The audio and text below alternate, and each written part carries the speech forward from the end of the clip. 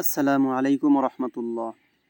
এইখানে যে গাড়িটা দেখতে পাচ্ছেন এই গাড়িটা আমাদের পার্সোনাল গাড়ি। এই গাড়িটার হাইট বলতে লম্বা হচ্ছে 14 ফিট বডি।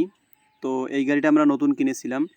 গাড়িটা কেনার 9 বছর রানিং চলতেছে।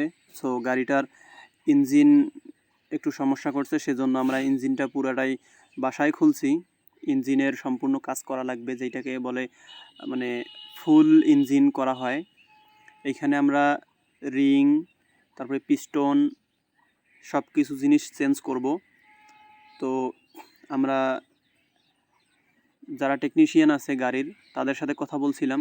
তারা বলছিল যে তারা শুধু ইঞ্জিনটা খুলবে এবং খোলার পরে আবারও গাড়িতে সেট করবে, এই শুধু এটুক করবে। এর বিনিময়ে তারা 10,000 টাকা চাইছিল। তো বর্তমানে আমাদের পরীক্ষাও চলতেছে। সো পরীক্ষা যেহেতু আমাদের একটা পরীক্ষার পরে আর একটা পরীক্ষা 5 থেকে 6 দিন করে গ্যাপ আছে, তো সে কারণে আমরা বাসায় নিজেই আস্তে আস্তে করে খুলছিলাম। আর এর আগেও আমরা 2বার ইঞ্জিন করছিলাম। আমাদের এই গাড়িতেই আমরা একবার ইঞ্জিন করছিলাম নিজেই বাসায়, আর একবার আমরা অন্য একটা গাড়িতে ইঞ্জিন করছিলাম। আলহামদুলিল্লাহ আমরা 2বারেই সফলতার সহিত ইঞ্জিন করতে পারছি।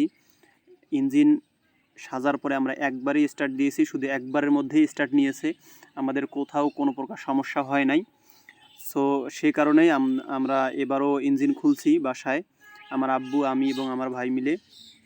পরীক্ষার যে মাঝখানে এই 5 দিন করে গ্যাপ আছে, আমরা এই 5 দিন করে কাজ করছিলাম, তার মাঝেও পরীক্ষার পড়া লাগছে।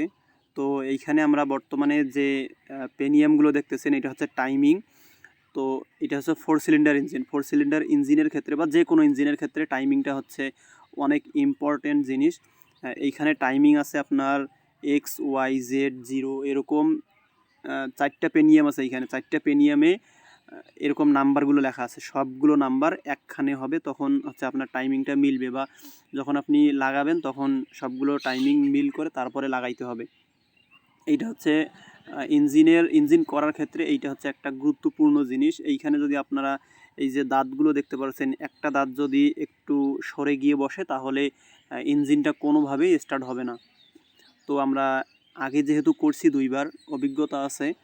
আর আমার আব্বু যেহেতু এই জগতে অনেক আগে থেকে, 1991 সাল থেকে আমার আব্বু এই জগতে, তো আমাদের কোনো প্রকার সমস্যা হয় না। এইখানে দেখতে পাচ্ছেন, এইখানে ওয়াই টাইমিংটা এইখানে, তারপরে এইখানে হচ্ছে এক্স, আর এইদিকে ভি, এইদিকে হচ্ছে জেড আর ভি, আর এইদিকে হচ্ছে একটা পাম্প থাকে, ফুয়েল পাম্প, যেটা 4 সিলিন্ডার ইঞ্জিনের ফুয়েল পাম্প। তো আমরা ইঞ্জিনটা খুলছি।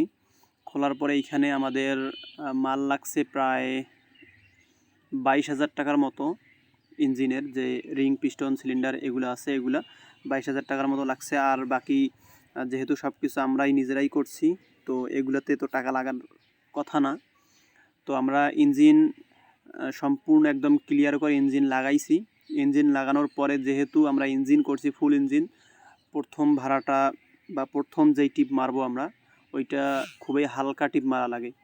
কারণ ইঞ্জিনের কোনো কিছু সমস্যা হইল কি না বা কোথাও কোনো সমস্যা হবে কি না এটা বোঝার জন্য, বা ইঞ্জিনের লোড ক্যাপাসিটি কীরকম এটা বোঝার জন্য প্রথমে একটা হালকা টিপ মারা লাগে। সেজন্য আমরা একটা গরুর টিপ ধরেছিলাম। তো গরুর টিপ নিয়ে আমরা প্রায় 50 থেকে 60 কিলোর মতো জার্নি করছি।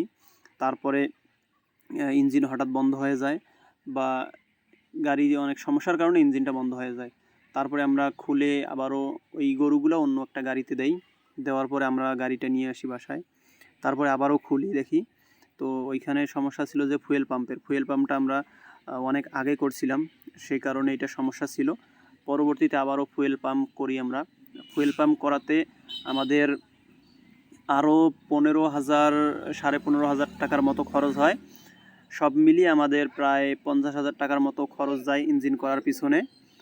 আর ইঞ্জিনটা মূলত বাসায় করার কারণ হইতেছে, এর আগে মানে প্রথম আমরা যখন গাড়ি নেওয়ার যেহেতু 9 বছর রানিং চলতেছে, তো আমরা এই পর্যন্ত আমাদের গাড়ির 3বার করা হইলো।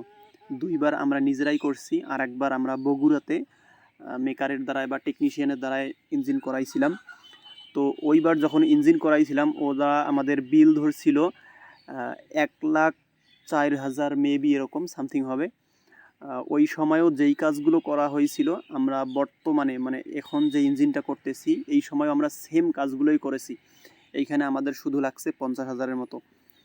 তো এই জগতে যারা আছেন বা এই জগতে যারা থাকবেন, নিজে যদি কাজ জানেন তাহলে আপনারা এই জগতে ভালো কিছু করতে না পারলেও এই জগতে আপনারা একটু শান্তিতে থাকতে পারবেন। আর যারা এই কাজগুলো জানেন না তারা হয়তোবা যদি কারো অর্থকড়ি অনেক থাকে তাহলে তার হিসাবটা অনেক আলাদা হবে। তো আজকের ভিডিও এই পর্যন্তই। সবাই ভালো থাকবেন এবং আমাদের জন্য দোয়া করবেন। আল্লাহ তাআলা যেন আমাদের রহমত দান করে বা আমাদের